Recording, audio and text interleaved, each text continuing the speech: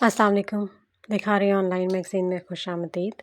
گردش ماہ طوبہ کرن قسط نمبر 14۔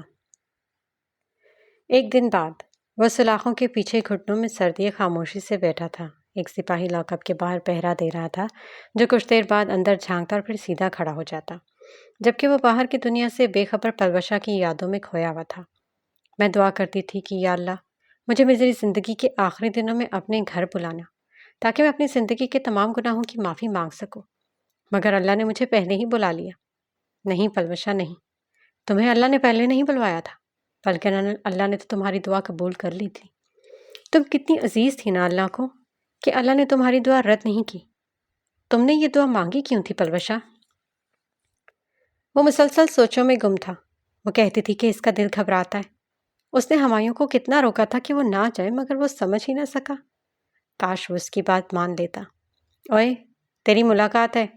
ابھی وہ اسی کیفیت میں دنیا مافیا سے بے خبر بیٹھا تھا جب سے کانوں میں اس کی سپاہی کی آواز سنائی دی۔ اس نے سر اٹھا کر سامنے دیکھا۔ وہ نقاب میں لپٹی لڑکی یقیناً دعا سکندر ہی تھی۔ وہ حیرت زدہ سا اپنی جگہ سے اٹھا اور آہستہ آہستہ چلتا سلاخوں کے قریب آیا۔ وہ اس کی آنکھوں میں دیکھ رہی تھی۔ بد دعاؤں پر یقین رکھتے ہو؟ دعا نے پوچھا جبکہ ہمایوں کے ذہن میں کسی کے الفاظ گونجے تھے۔ میری اللہ سے دعا ہے کہ تم بھی اپنی سب سے محبوب چیز سے ایسے ہی جدا کر دیے جاؤ جیسے پلوشا اور اس کے بابا جدا ہوئے ہیں۔ تم وہ سب کچھ ضرور بھگتو گے ہمایوں جو کچھ اس گھرانے نے تمہاری وجہ سے بھگتا ہے۔ بولو، ڈر لگتا ہے بد دعاؤں سے؟ دعا سینے پر ہاتھ باندھے بے تاثر چہرہ لیے کھڑی تھی۔ آنکھیں یوں تھی گویا شعلے بھڑک رہے ہوں۔ بد دعاؤں کے اثر میں تو یہاں بیٹھا ہوں، ورنہ توبہ کر چکا تھا میں۔ ہمایوں نے کہا، کس گینگ کا حصہ ہو تم؟ کس کے کہنے پر یہ سب کچھ کیا؟ دعا نے پوچھا تو ہمایوں نے اس کی آنکھیں دیکھی اور پھر اپنے خشک ہونٹوں پر زبان پھیری۔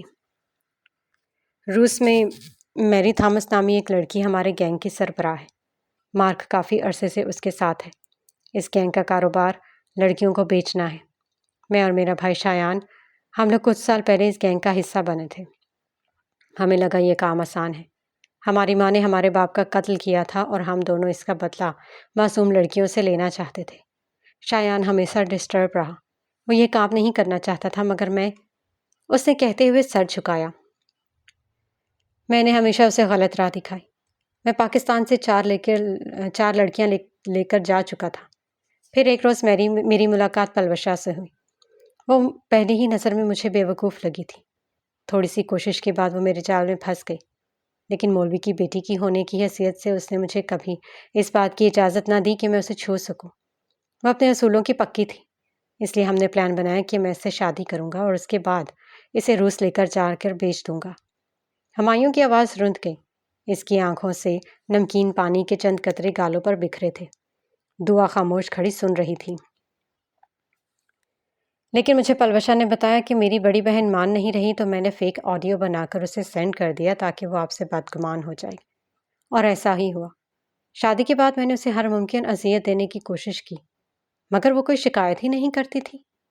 پھر مجھے معلوم ہوا کہ نکاح میں کتنی طاقت ہوتی ہے۔ اس روز وہ قرآن کا ترجمہ پڑھ رہی تھی جس میں قیامت کا ذکر تھا۔ میں اس روز پگھل گیا دعا۔ میری انا، میرا غرور سب میرے پیروں میں آ گرا۔ میں نے پھر کبھی پلوشا کو نقصان نہیں پہنچایا۔ میری تھامس کو شاید یہ بات پسند نہیں آئی تھی۔ اس نے شایان اور مارک کو بھیج کر اس کا قتل کروا دیا۔ آپ یقین کریں دعا، میں اسے نقصان پہنچانے کا سوچ بھی نہیں سکتا تھا۔ ہم تو اپنے بچے کے لیے اتنے خوش تھے۔ ہمایوں نے کہہ کر سانس لیا جبکہ دعا اس کی بات پر چونکی تھی۔ کیا مطلب؟ وہ دعا سے اپنی بات مکمل نہ ہو سکی۔ مجھے معاف کر دیں، یہ سب کچھ میری وجہ سے ہوا ہے، لیکن اسے کھونے کا مجھے بھی اتنا ہی غم ہے جتنا آپ کو۔ ہمایوں نے اس کے سامنے ہاتھ جوڑے جبکہ وہ ابھی تک سن کھڑی تھی۔ تم نے میرا چہرہ دیکھ لیا ہے نا ہمایوں؟ اس نے پوچھا تو ہمایوں کچھ پل کے لیے بول نہ پایا، پھر سر اس بات میں ہلایا۔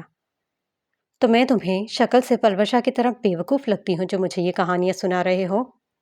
تمہیں پتا ہے ہمایوں، تمہاری بنائی ہوئی کہانی میں بہت جھول ہے۔ تمہارے باپ کا قتل ہوا تو اس کا مطلب تم کسی بھی لڑکی کو پکڑ کر بیچ دو گے؟ کتنی عجیب بات ہے۔ دعا پل بھل کے لیے رکی تھی۔ پھر تم نے کہا کہ تم نے قرآن سنا اور تم بدل گئے۔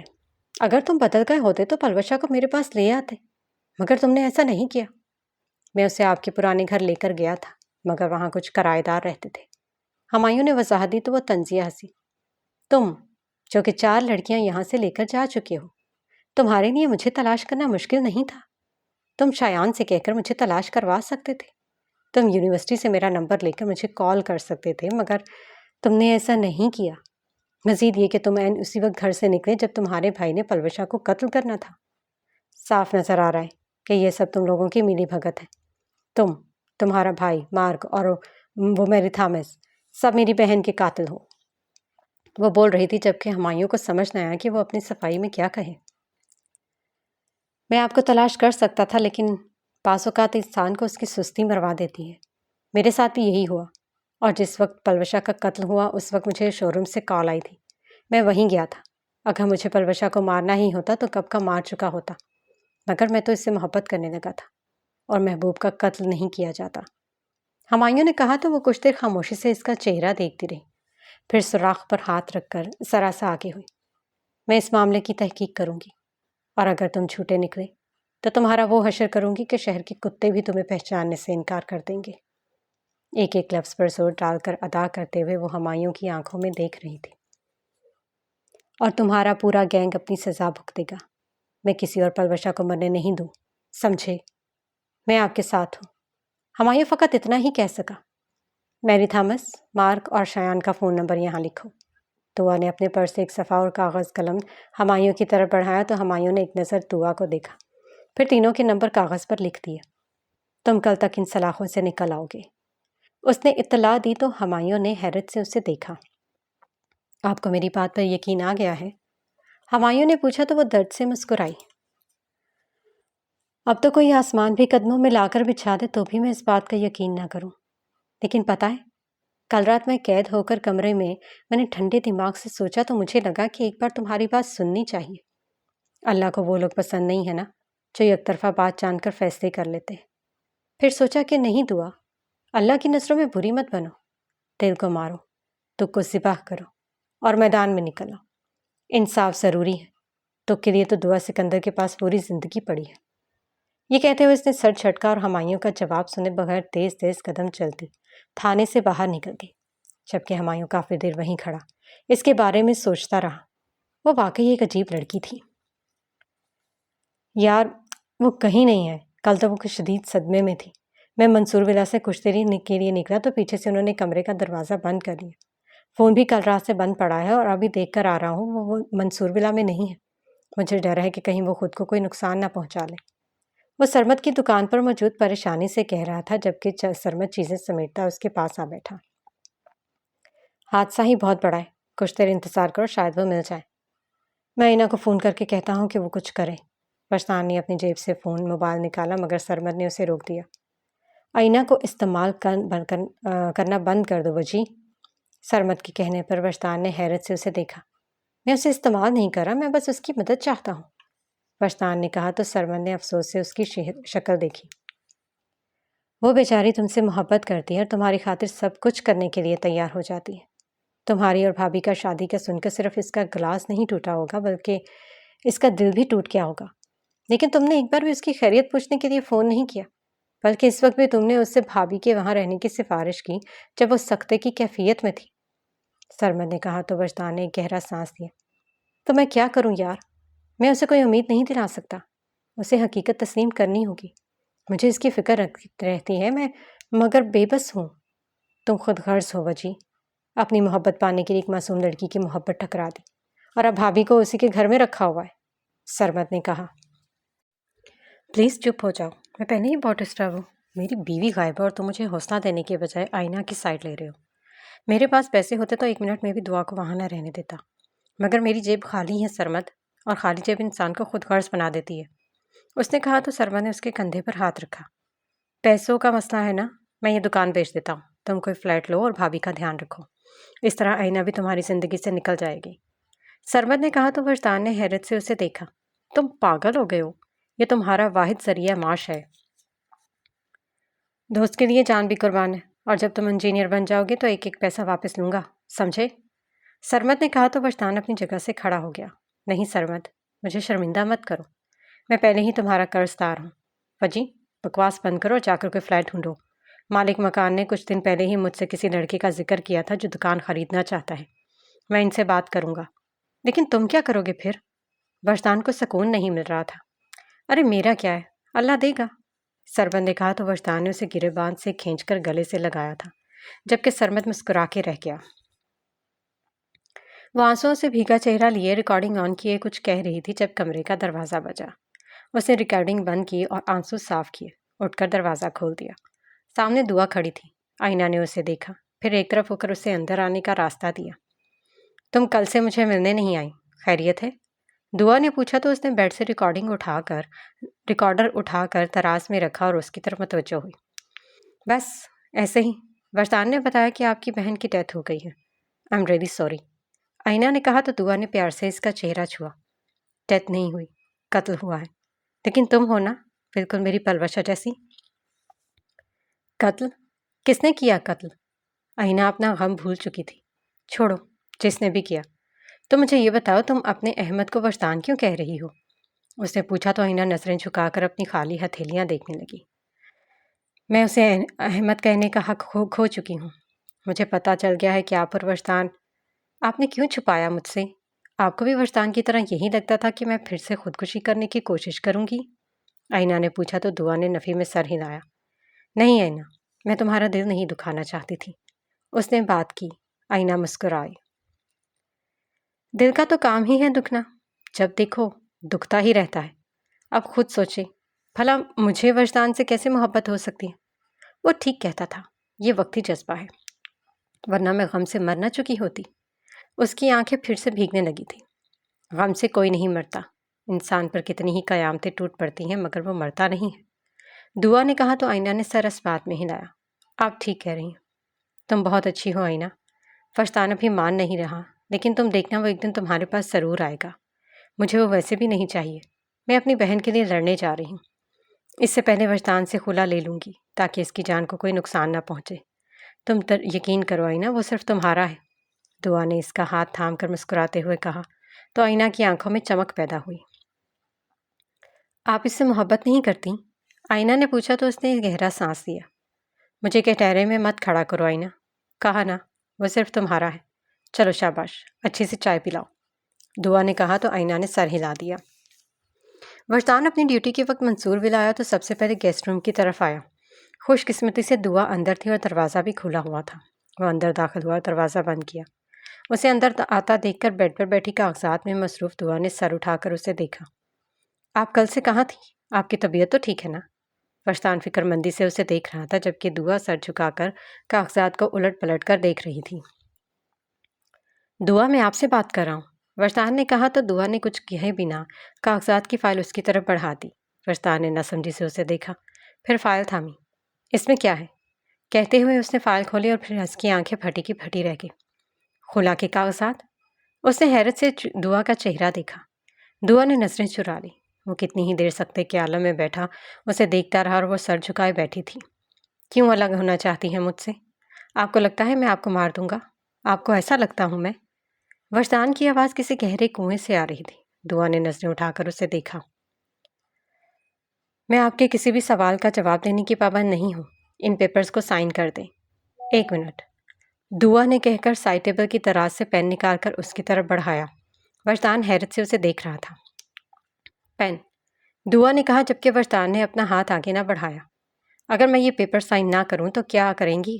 عدالت تک جانے کی ہمت ہے آپ میں؟ وجدان نے پوچھا تو دعا نے اس کا پسینے میں شرابور چہرہ دیکھا۔ میں سب کچھ چھوڑ رہی ہوں، یونیورسٹی، یہ گھر، اور آپ کو بھی۔ آپ کو شاید کبھی میری پوزیشن سمجھ نہ آئے، لیکن میں اس وقت جہاں کھڑی ہوں وہاں اس کے علاوہ کوئی آپشن نہیں ہے۔ اس لیے میری مدد کریں اور مجھے اس رشتے سے آزاد کریں۔ آئینہ آپ کے لیے بیسٹ ہے، وہی آپ کو ڈیزرو کرتی ہے۔ دعا کہہ کر اٹھ کر جانے لگی، لیکن وجدان ابھی فوراً کھڑا ہوا اور اس کا بازو پکڑ لیا۔ کیوں تڑپا رہی ہیں مجھے؟ وہ اس کے بہت قریب تھا۔ دعا نے بے تاثر چہرے سے اسے دیکھا۔ میرا بازو چھوڑے۔ چپ، وجدان نے سختی سے کہا تو وہ مزید کچھ کہہ نہ پائی۔ سامان پیک کریں اپنا۔ آپ میرے ساتھ زبردستی نہیں کر سکتے، دعا بولی۔ میں بہت کچھ کر سکتا ہوں، اس لیے بکواس بند کر کے سامان پیک کریں، گاؤن پہنے اور میرے ساتھ چلیں۔ وجدان ایک جھٹکے سے اس کا بازو چھوڑا تو وہ گرتے گرتے بچی۔ میں آپ کے ساتھ کہیں نہیں جاؤں گی، وہ دبی دبی سے چلائی۔ میں عورتوں سے بدتمیزی نہیں کرتا، لیکن مجھے مجبور آپ کر رہی ہیں کہ میں اپنی تمیز کا دائرہ بھول جاؤں۔ اور یہ آئینہ منصور جو آپ کا برین واش کرتی رہتی ہے نا، اس کو بھی میں دیکھ لوں گا، لیکن فی الحال تو آپ چلیں۔ وہ کہتا ہوا اس کا سامان اس کے بیگ میں ٹھونس رہا تھا، جبکہ وہ بے بس سی کھڑی اسے دیکھ رہی تھی۔ یہ پہنے، اس نے برقع الماری سے نکال کر بیڈ پر پھینکتے ہوئے اس نے حکم دیا تو آئینہ نے اپنا بیگ اس کی گرفت سے چھڑوایا۔ میں آپ کے ساتھ نہیں جاؤں گی۔ اس بار اس کی آواز ہلکی پڑ چکی تھی۔ اگر آپ نے میری بات نہ مانی تو میں آپ کو اسی حالت میں گھسیٹتا ہوا لے جاؤں گا، وجدان نے غصے سے کہا اور خلا کے کاغذات پھاڑ کر فرش پر پھینک دیے۔ اس نے گہرا سانس لیا اور برقع پہن کر نقاب اوڑھ لیا۔ وجدان نے ایک ہاتھ میں بیگ اٹھایا اور دوسرے ہاتھ سے اس کا ہاتھ پکڑ کر کمرے سے نکلا اور سیڑھیاں چڑھنے لگا۔ اوپر کیوں جا رہے ہیں؟ دعا نے پوچھا تو وجدان نے مڑ کر اسے دیکھا۔ منہ بند۔ وہ اسے کھینچتا ہوا آئینہ کے کمرے کے سامنے لے آیا۔ آئینہ باہر نکلے۔ وجدان نے زور سے دروازہ بجایا تو آئینہ باہر نکلی۔ وجدان، دعا، وہ ان دونوں کو دیکھتے ہوئے بولی، آپ نے ہمارے رشتے کو ختم کروانے کی بہت کوششیں کی، ویل ڈن، مگر میں آپ کو یہ بتانے آیا ہوں کہ میں اپنی بیوی کو یہاں سے لے کر جا رہا ہوں۔ آپ کے والد سے تنخواہ نہیں لی، اسے دعا کے یہاں کے رہنے کا کرایہ سمجھ لیں، اور ہاں، آج کے بعد اگر آپ دعا کے آس پاس نظر آئیں یا انہیں کال کی تو میں لحاظ نہیں کروں گا۔ سختی سے کہتا ہوا وہ جس تیزی سے آیا تھا اسی تیزی سے سیڑھیاں اترتا نیچے چلا گیا۔ دعا اپنا ہاتھ چھڑوانے کی کوشش کر رہی تھی، مگر وجدان کی گرفت مضبوط ہو گئی، جبکہ آئینہ اپنی جگہ پر ششدر سی کھڑی تھی۔ وہ پورا راستہ بائک پر اس کے پیچھے خاموشی سے بیگ گود میں رکھے بیٹھی رہی تھی۔ اس کی آنکھیں بار بار نم ہو رہی تھیں، مگر وہ خود پر قابو پا رکھنے میں کافی حد تک کامیاب تھی۔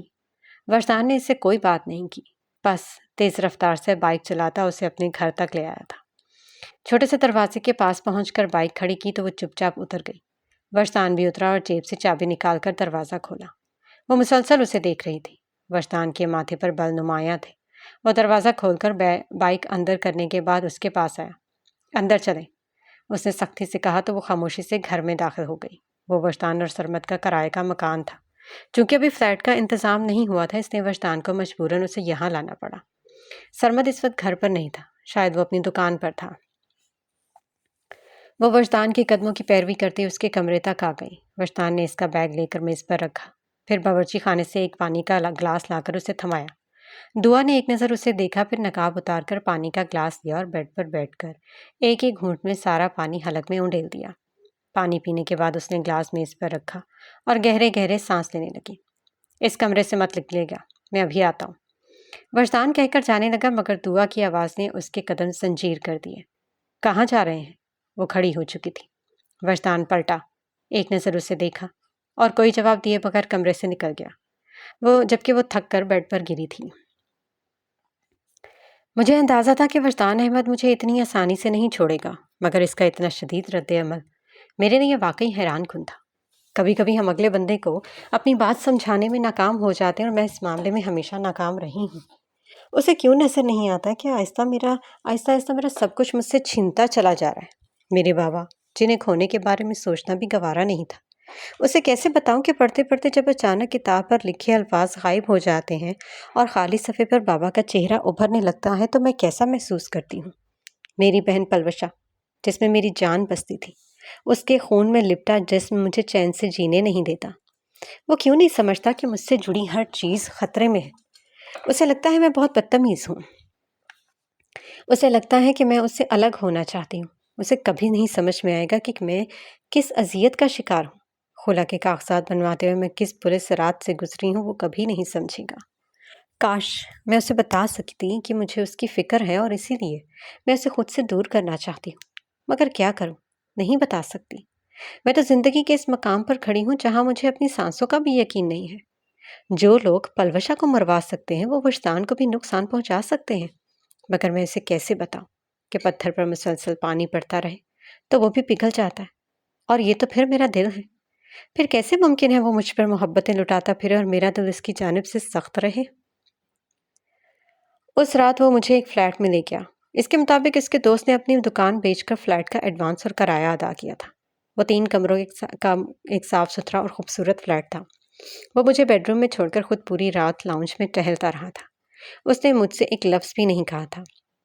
اور میں اندر بیٹھ کے گراؤنڈ سے ٹیک لگائے بے سود بیٹھی یہی سوچتی رہی تھی کہ کچھ ماہ پہلے تک زندگی کتنی نارمل تھی، مگر گردش ماں نے نہ جانے کیا کچھ دکھایا تھا۔ مگر خیر ہے، چلتا ہے، زندگی ہے۔ دعا سکندر۔ یہ اگلی صبح کا ذکر ہے۔ سورج میاں مکمل طور پر نکل آئے تھے اور آج ٹھنڈ میں بھی کافی کمی تھی۔ وہ فجر کی نماز پڑھ کر نہ جانے کب سو گئی تھی۔ وجدان فجر کی نماز مسجد میں ادا کرنے کے بعد کہیں چلا گیا تھا اور اب صبح کے 10 بج چکے تھے۔ جب وہ کمرے میں آیا تو دعا کو سوتے دیکھ کر ایک گہرا سانس لیا۔ وہ جانتا تھا کہ دعا نے کل رات سے کچھ نہیں کھایا تھا، اور وہ یہ بھی جانتا تھا کہ وہ پوری رات جاگی رہی ہے۔ نہیں، پلوشا کو مت مارو، نہیں، چھوڑو میرے بہن کو، چھوڑو۔ وہ اسے دیکھ ہی رہا تھا کہ دعا نیند میں بری طرح چلانے لگی۔ نہیں، مت مارو میری بہن کو۔ وہ گڑبڑا کر اٹھ گئی۔ اس کا پورا چہرہ پسینے میں شرابور تھا۔ وجدان اس کے پاس بیٹھا۔ کچھ نہیں ہوا، سب ٹھیک ہے۔ وجدان کو سب ٹھیک ہے کا جھوٹ بولتے ہوئے شرمندگی ہوئی تھی۔ دعا نے خوفزدہ نظروں سے اسے دیکھا، پھر گہرے گہرے سانس لینے لگی۔ پلوشا، مجھے پلوشا کے پاس جانا ہے۔ دعا نے بمشکل اپنا جملہ مکمل کیا۔ وجدان نے آگے بڑھ کر اسے سینے سے لگا لیا۔ وہ ویسے ہی گہرے گہرے سانس لیتی رہی۔ اچھے دن بھی آئیں گے، آپ دیکھیے گا، یہ امتحان بھی جلد ہی ختم ہو جائے گا۔ وہ اس کا سر تھپ تھپاتے تسلی دے رہا تھا، جبکہ وہ کتنی ہی دیر خاموشی سے اس کے سینے سے لگی رہی تھی۔ آہستہ آہستہ وہ نارمل ہوتی گئی۔ پھر جب اسے کچھ ہوش آیا تو اس سے الگ ہوئی اور اپنی ہتھیلیوں سے اپنا چہرہ پونچھ کر اپنے بال پیچھے کیے۔ I'm sorry، وہ نظریں جھکائے بولی اور پھر فوراً بیڈ سے اٹھی۔ دعا۔ وجدان نے اس کا بازو پکڑ کر دیکھا جس پر نشان تھا۔ اس نے سمجھنے میں 1 سیکنڈ سے بھی کم وقت لگایا تھا کہ یہ نشان اس کے پکڑنے کی وجہ سے ہوا ہے۔ وہ کچھ دیر اس کا بازو پکڑے دیکھتا رہا جبکہ دعا اس کا چہرہ تک رہی تھی۔ بہت برا ہونا میں، وہ اب اس کی آنکھوں میں جھانکتا پوچھ رہا تھا۔ وہ کچھ بول نہ پائی۔ میرے خیال میں ہمیں کچھ رول سیٹ کر لینے چاہیے، کیونکہ جب تک ہمارے رشتے میں اصول نہیں ہوں گے ہم یوں ہی ایک دوسرے کو تکلیف پہنچاتے رہیں گے۔ وجدان نے کہا تو اس نے ناسمجھی سے وجدان کی طرف دیکھا۔ پہلا اصول یہ ہے کہ آج کے بعد آپ مجھ سے خلا یا طلاق کا سوال نہیں کریں گے۔ یہ بچوں کا کھیل نہیں ہے دعا، یہ بہت بڑی بات ہے اور ناپسندیدہ بھی، اور ویسے بھی ہر مسئلے کا حل طلاق نہیں ہوتا۔ اس لیے آج کے بعد جو بھی ہو ہم بیٹھ کر مسئلے کا حل نکالیں گے، اور اس کے نتیجے میں کبھی آپ کا بازو اتنی زور سے نہیں پکڑوں گا۔ وجدان نے کہا، اصل مسئلہ بازو کا نہیں ہے، اصل مسئلہ آئینہ کا ہے۔ آپ نے اس کے ساتھ بہت غلط کیا ہے۔ دعا نے کہا، اس وقت یہی ضروری تھا۔ میں نے کہا کہ اس نے آپ کا برین واش کیا ہے، حالانکہ وہ مجھ سے بہتر کون جانتا ہے کہ آپ کسی کی نہیں سنتی۔ میں نے کہا کہ وہ ہمارا رشتہ خراب کرنا چاہتی ہے، حالانکہ میں جانتا ہوں کہ یہ سب آپ کے دماغ کا فطور ہے۔ لیکن اس وقت یہ سب ضروری تھا کہ میں اس سے سختی سے بات کروں تاکہ وہ ایک بار خوب روئے پھر مجھ سے نفرت کرنے لگے، اور میرے خیال میں یہ غلط نہیں تھا۔ وجدان نے کہا، لیکن آپ نے آئینہ کا دل تو دکھایا نا۔ دعا نے کہا تو اس نے تیوری چڑھا کر اسے دیکھا۔ اور وہ جو آپ نے میرا دل دکھایا، اس کا کیا؟ وہ اس سے پوچھ رہا تھا۔ لیکن خیر چھوڑے، آپ فریش ہو دیں، میں باہر سے ناشتہ لایا ہوں، ناشتہ کرنے کے بعد یونیورسٹی چلیں گے۔ لیکن دعا نے کچھ کہنے کے لیے منہ کھولا، مگر وجدان نے اس کی بات مکمل نہ ہونے دی۔ مڈ ٹرمز ہونے والے ہیں، اس لیے اپنی پڑھائی پر فوکس کریں۔ اور ہاں، پولیس انسپکٹر کی کال آئی تھی، آپ ہمایوں سے ملنے گئی تھی؟ ہاں، اچھا کیا جو اسے آزاد کروا دیا۔ میرے خیال سے وہ بے قصور ہو، اور قصوروار جلد ہی مل جائے گا، مگر آپ کچھ مت سوچیں اور پڑھائی پر دھیان دیں، وجدان نے کہا جبکہ وہ خاموش رہی۔ فریش ہو کر باہر آ جائے، وجدان نے کہا اور کمرے سے نکل گیا جبکہ وہ گہرا سانس لے کر رہ گئی۔ اب کیا بتاتی کہ سوچے انسان کی مرضی کی محتاج نہیں ہوتی۔ نور میڈم، جلدی چلیں، عائشہ نے خودکشی کر لی ہے۔ وہ کمرے میں بیٹھی تھی جب رشیدہ حواس باختہ سی کمرے میں آئی۔ کیا کہہ رہی ہو؟ نور یکدم اٹھی اور جوتا پہنے بغیر عائشہ کے کمرے کی طرف بھاگی۔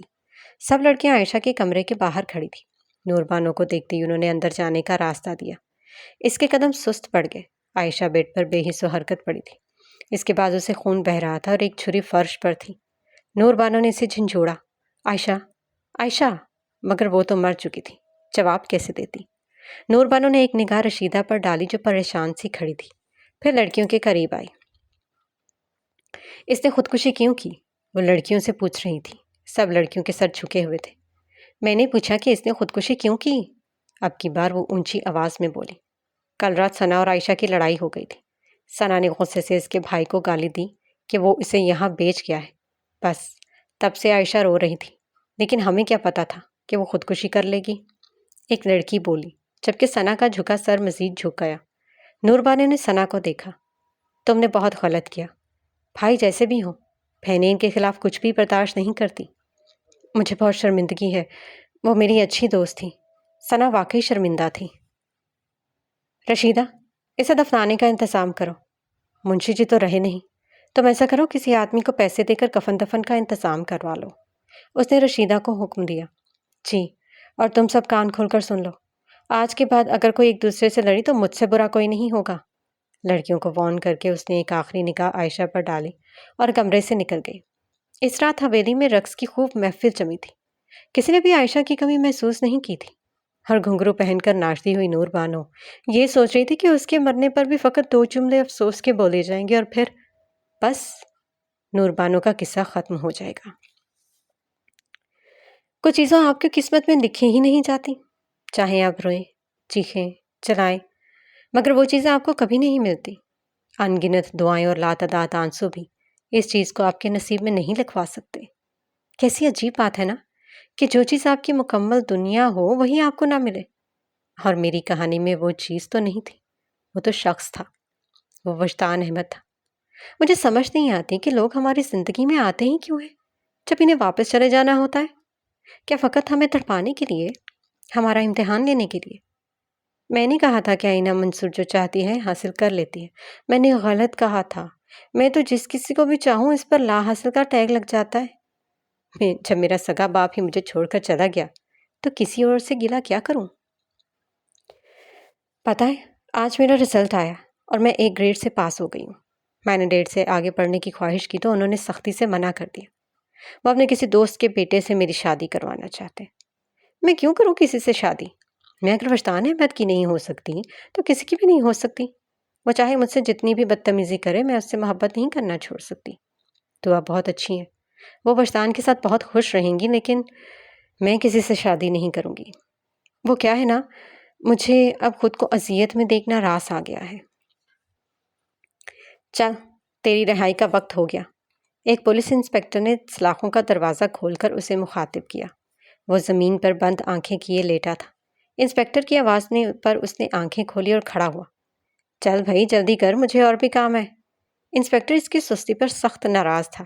اس نے ہاتھ سے بات سنوارنے کی کوشش کی اور چپ چاپ سلاخوں سے باہر نکل آیا۔ تو خوش نہیں ہے؟ لوگ تو قتل کر کے پھانسی چڑھ جاتے اور تو 5 گولیاں مارنے کے بعد بھی اتنی جلدی قید سے رہا ہو گیا۔ انسپکٹر نے پوچھا تو اس نے اپنے خشک ہونٹوں پر زبان پھیری، پھر گویا ہوا۔ اصل قید تو اب شروع ہوئی ہے، اور قید بھی ایسی کہ تا قیامت رہائی نہ پا سکوں گا۔ اس نے کہا تھا۔ لو جی، کر لو گال۔ ارے پاگل، تو آزاد ہو گیا ہے۔ انسپکٹر کو اس کا ذہنی توازن درست نہیں لگا تھا۔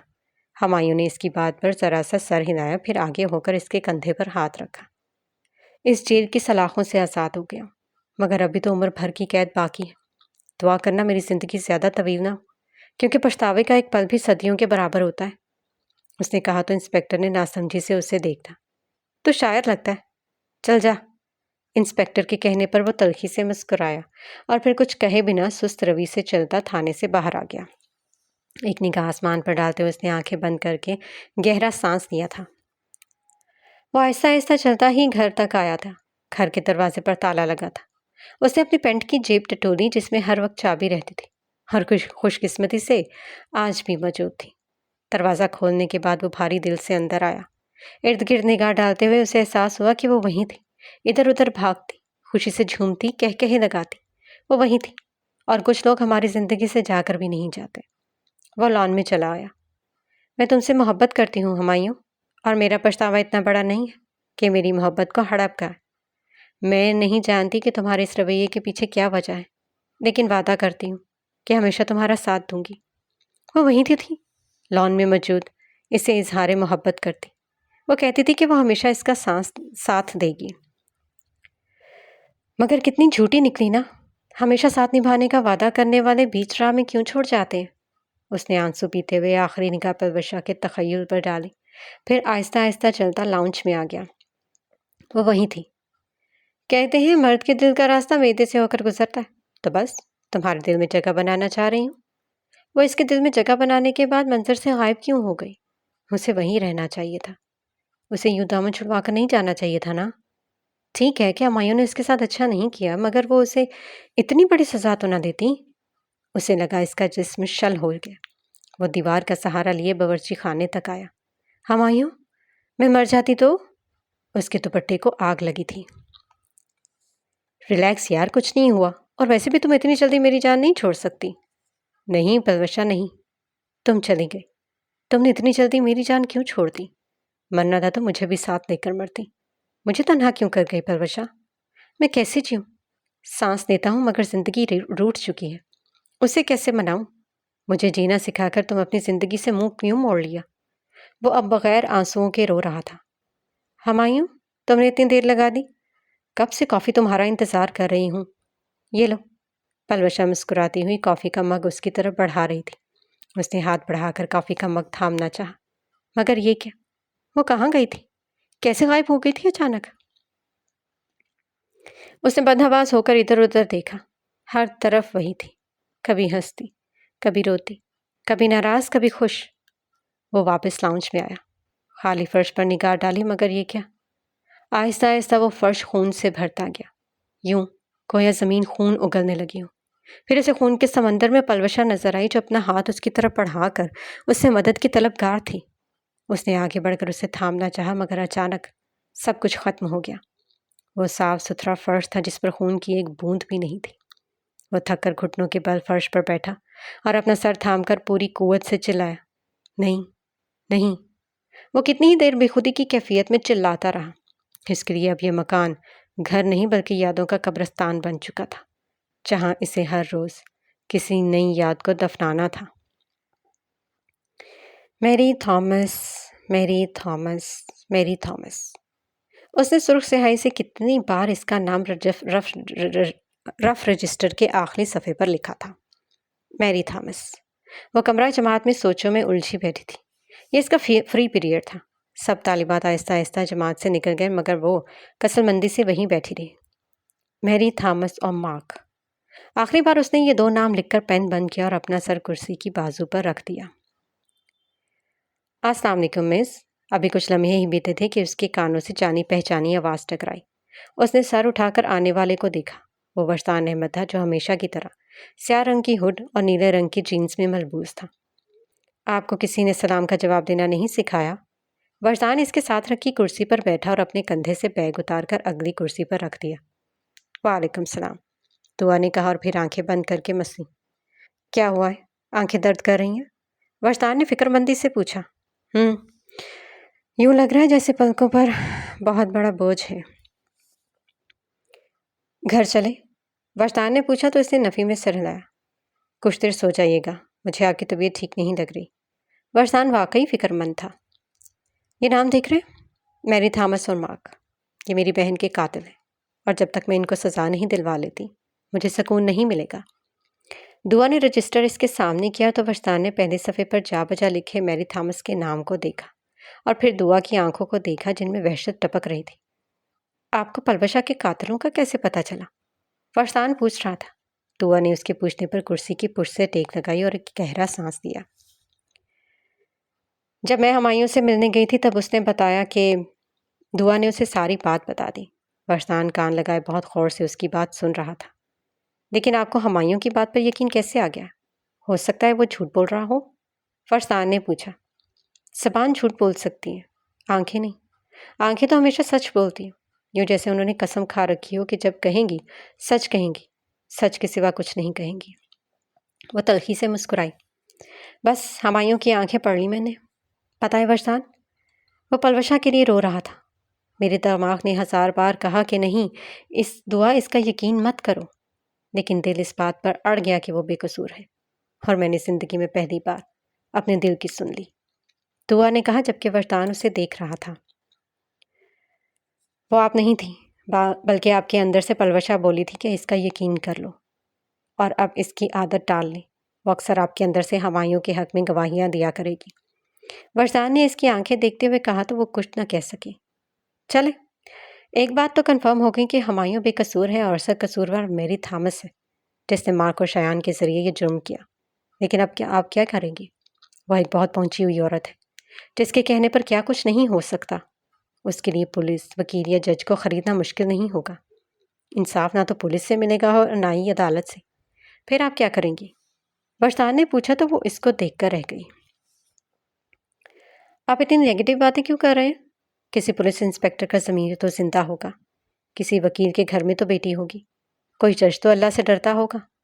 دعا نے کہا تو وجدان ہنسا۔ دنیا بہت ظالم ہے مس، جب نوٹوں کا نشہ چڑھتا ہے تو لوگ خدا کو بھی بھول جاتے ہیں۔ اور آپ انصاف کی بات کریں، تاریخ اٹھائیے اور غور کیجیے کہ کتنے فیصد مظلوموں کو انصاف ملا اور کتنے فیصد مجرموں کو سزا دی گئی۔ نسلیں برباد ہو جاتی ہیں عدالتوں کے چکر لگاتے لگاتے، مگر ان کی ساری فریادیں ردی کی ٹوکری کی نظر ہو جاتی ہیں۔ اور اتفاق سے اگر کوئی اللہ والا، ایمان والا اور ضمیر والا افسر مظلوم کی مدد کے لیے کھڑا ہو جائے تو اسے ایسی مار ماری جاتی ہے کہ اگلی 7 نسلوں میں سے کوئی کھڑا ہونے کی ہمت نہیں کرتا۔ وجدان اب اس کی طرف نہیں دیکھ رہا تھا، بلکہ اس کی نظریں کسی غیر مرئی نقطے پر ٹکی تھیں۔ دعا چند لمحے خاموشی سے اس کا چہرہ دیکھتی رہی، پھر گویا ہوئی۔ میں نیکسٹ اسٹیپ لوں گی، انصاف کے بعد کا اسٹیپ۔ جس تاریخ کی بات کر رہے ہیں نا، یقیناً یہ وہ لوگ ہوں گے جن کا سفر انصاف کی جنگ پر آ کر ختم ہو گیا ہوگا، مگر میں ایک قدم آگے جاؤں گی۔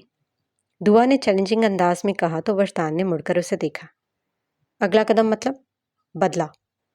آپ بدلہ کیسے لیں گی؟ طاقت ہے آپ میں، پلیز دعا خود کو خطرے میں مت ڈالیے، وجدان نے کہا تو وہ کھڑی ہوئی۔ خون کا بدلہ خون ہی ہوتا ہے وجدان، لیکن ہاں فکر مت کیجیے، پہلے میں عدالتوں کے چکر ضرور لگاؤں گی تاکہ جب تاریخ رقم ہو تو یہ بات واضح رہے کہ ایک عورت اپنی بہن کے لیے عدالتوں میں گئی تھی، مگر انصاف نہ ملنے پر اس نے اپنی کہانی خود لکھ ڈالی۔ آپ پر دباؤ نہیں ڈالوں گی، اگر آپ میرا ساتھ نہیں دینا چاہتے تو نو پرابلم، ویسے بھی مجھے کسی کے ساتھ کی ضرورت نہیں ہے۔ دل بڑا کر کے ان سب کو معاف کر دیں، اپنی زندگی میں آگے بڑھنے کی کوشش کریں۔ وجدان ان سے سمجھانے کی کوشش کر رہا تھا۔ میری زندگی تو وہیں رک گئی ہے، ہمایوں کے گھر میں پلوشا کی لاش کے پاس۔ اور رہی بات معاف کی، تو جس کا حق مجھے اللہ نے دیا ہے اس سے مجھے مت روکیں۔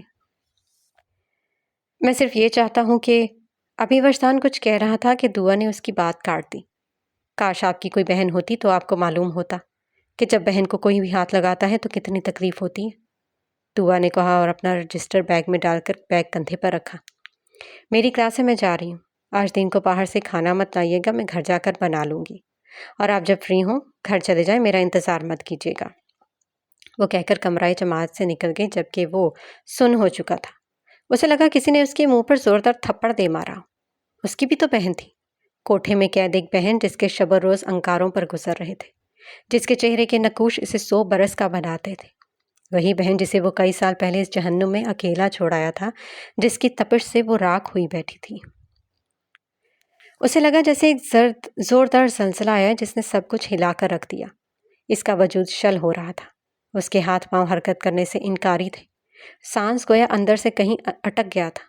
اس نے چند لمحے یوں ہی کھڑے گزارے، پھر جتنا تیز بھاگ سکتا تھا بھاگا۔ یونیورسٹی کے گیٹ تک پہنچتے پہنچتے وہ کئی لوگوں سے ٹکرایا مگر رکا نہیں۔ یونیورسٹی کے کمرۂ جماعت میں خالی کرسیوں کے درمیان رکھی ایک کرسی پر اس کا بیگ اس کا انتظار کر رہا، اور پارکنگ ایریا میں کھڑی بائک اسے یوں دیوانہ وار بھاگتے دیکھ کر تعجب میں مبتلا تھی۔ ایک جملہ، فقط ایک جملہ، صدیوں کا احاطہ کرتی ہماری بے مقصد زندگی کبھی کبھی صرف ایک جملے کے انتظار میں ہوتی ہے، اور وہ ایک جملہ سور ہوتا ہے جو کانوں سے ہوتا ہوا جسم میں داخل ہوتا ہے اور آہستہ آہستہ تمام رگوں کو چیر پھاڑ دیتا ہے۔ اور ہر انسان کی زندگی میں ایک ایسا جملہ ضرور ہوتا ہے، اس کی زندگی کسی سانپ کی مانند اس جملے کے گرد لپٹی ہوتی ہے۔